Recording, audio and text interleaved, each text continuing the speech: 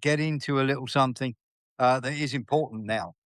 Ever since 2016, when they were in charge, Paula, I can turn around and tell you that Paula and her husband have linked to 7 different countries supplying workers who were paid under the minimum wage when they came to work in the UK. Now, there are over 500 employees that have not been paid their proper wage by both these people and Mr. Hamid, who David Cameron had shares in 2 of those companies. Sean Murphy. The problem with this, Warren, is where do you take it? We all Yeah, know exactly you that. can't take it to the Serious Fraud Office because Yep. it's a government entity and they are all compromised. So Yes. it's never it's going to get buried. Yes. It's never going to go anywhere. So what can we do about it? I mean, it they are likely to carry on doing what they're doing and carry on getting away with it, and obviously amassing their personal fortunes, which I dare say have been spirited away into offshore bank accounts. I was going to get to that. Yeah. And so the thing is, there is nobody to report it to in this day and age because all these government entities are all compromised. They are all corrupt. So nothing will ever be done about it. You can't take it to the police. The police are corrupt. They're compromised. So Yeah. who do you take it to? Yes, exactly that. It is one of those, but what we can do is we can expose it. And at least we're doing that, and we should be doing that. Lee Williams. I was going to say it's not just that. Obviously, one council. There is a major majority of councils around the world. Okay, around so the UK. That's number underpaying one. its Number workers. two. Yep, underpaying its workers and getting people to come across on contract. Okay, with agencies. Blackpool. Yep. I'm just going to get into this, but Blackpool, Yeah. Wirral, Leicester, sweatshops. That they use laundry sweatshops there. All of these have used workers from elsewhere and brought them over the country, but the Wirral has got an exception, and especially Paula and Asif. Carry on with what you were saying. Yeah, I was going to say that I'm making a joke, but obviously, is it any let's say places like Switzerland, the Cayman Islands, or even Virgin Islands that I don't know how much tax they pay there. Well, let's just say bank accounts in the Cayman Islands. Now, very, very simple. Echo Enterprises in the Cayman Islands have a 143-year-old director. Now, I'm only able to access this because of and you know that we've done this before when it comes to the Cayman Islands and comes to the Seychelles.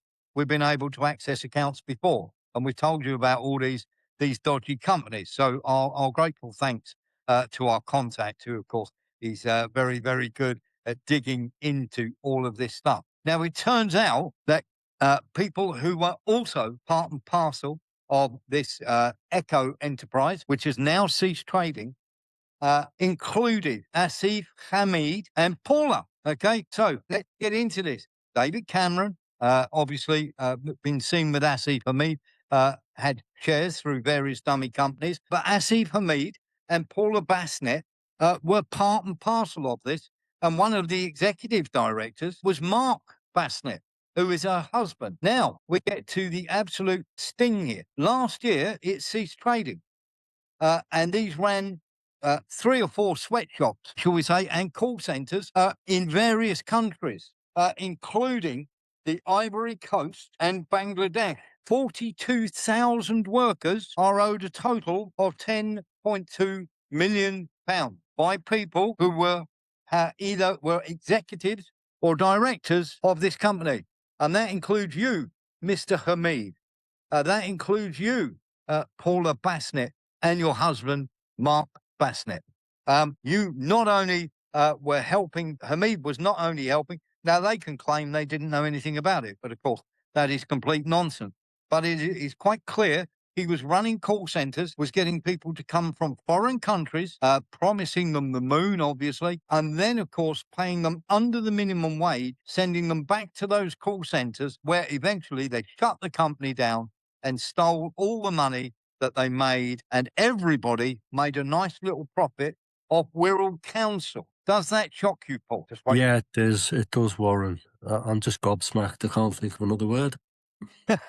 So Echo Enterprises, okay, just to let you know, was a company that was run, as I say, from one of these nice little offshore places, which of course now owes over, as I say, 10.2 million to around 42,000 call centre workers, which were then subcontracted out, in which they had workers come over, work for absolute pittance, and then they would just exchange them. And when the whole thing got a bit too unwieldy, they just collapsed and kept the money in the offshore account, of which over 10 million, we are told, is still sitting in that account. Your thought? Yeah, well, I take it this episode is being recorded and it's going to be going out there. This episode is recorded and it's going out. And I would like Paula or Okay. anybody to come on and say, do you have, and can we, and literally, we need you to come on and answer Paul's questions,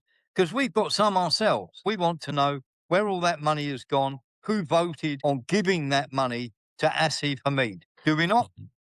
Yeah, sure. And why the silence? Why has it taken your hard work to uncover this? Your investigations, Now, they obviously know what's going on here. yeah. So there's two scenarios here, Paula and Mark. Either you knew or Asif Hamid has been using your name in vain. Which is it? Let's give them a chance to answer, Paul, shall we? And we'd like an answer by the end of the week, if that's all right. If Paula could come on, no problem at all. And maybe if not, you've got some serious questions to ask Mr. Hamid, haven't you? Because he seems to have, shall we say, and this is also, we were given the tip. Not only did we check this out abroad, but we were also given the tip by a Wirral councillor. So we were given the heads up of where to look. So somebody in your organisation is blowing the whistle on you again. Maybe you'd like to threaten them. We'll leave we'll have Sean Murphy, Lee Williams, and then we'll leave the last word before we go on to our last subject with Paul. Well, Warren, the question is, Echo Enterprises director, got to be in the Guinness Book of Records for the oldest company director, living company director, 143. Oh, well, the oldest man one on Earth. The oldest one in the Seychelles is actually 367. Yeah, I bet. Yeah. How many times have they dug him up? Yeah, exactly that. That incredible. Yeah, but no, the thing is, that 10 million odd is probably not anywhere near Echo Enterprises now. That has been squared away into other private offshore bank accounts, or it's been split up into substantial packages, because I know you've got to have a fair amount to open an account, but 10 million will open quite a lot of accounts. Well, and it's quite likely there's nothing left in that Echo Enterprises account. Yeah. Well, it ceased trading. It got shut down.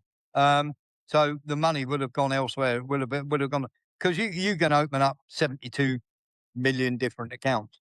And you put them That's all right, in. yeah. You put them all in different names. In different offshore bank accounts. Yeah, but the companies that had ceased trading before, that had funneled money into that account, they're complicit. So, but of course that paperwork will disappear. But of course it doesn't completely disappear. Never does. It never ever disappears. Exactly. There's always a paper trail, and we just happen to know the right people to have a look for it. So there are 42,000 workers that are owed a total of £10.2 million. Mr. Hamid, where's the money for those workers? Simple as that. Lee Williams, and then we'll let Paul have the last word. I'll just say, I don't know if it's any relation to John Doe or Mr. Strawman or whatever, but I'll just put it down that kind of where we know what's happening anyway. Well, either he was taking them for a ride, or they knew and they were complicit. Yeah, exactly right. There's no other explanation. And we'll leave the last word with Paul. Thanks, Warren. Thanks for the build-up there, but I'm so stunned. I don't know what to say. I think do you know what I'll do? I'll just wait. I'll bide my time, and I'll wait for Paula, Mark, and Asif to contact you, and then I'll respond to them. I am going to be sending them a copy of this show. Okay. And let's see what happens, shall we? Cheers, Warren. You're welcome. hopefully that clears up all the questions, well, it raises even more questions, but hopefully it clears up some of the stuff that has gone on. And this, of course, hasn't just happened in the UK, in the Wirral. It's happened in Leicester with the sweatshop. We've got MPs and councillors doing the same thing, and it's happened in Blackpool as well. So just giving you a heads up on the areas where this has happened. It's happened with laundry services in Leicester. It has happened with garment workers in Leicester, and it's happened with garment workers in Blackpool. Sean Murphy. And these are only the councils that we know about. Yeah, exactly that. It's a river, or a river of dirty laundry. And we're talking about money, obviously. Lee Williams, very quickly before we go on to our last subject. I've got a friend of mine that comes from Southport, and he went down south, like a place called Southend, and he put papers into them that obviously that was probably done because they had changed the number. Southend, yeah, that's it. You got it. Okay, that's another one. So it goes on. It does, and as I say, we've only scratched the surface of a few of them. So there's half an hour video left, I'm afraid. For those of you who want to go, I know we've kept you 3 hours already.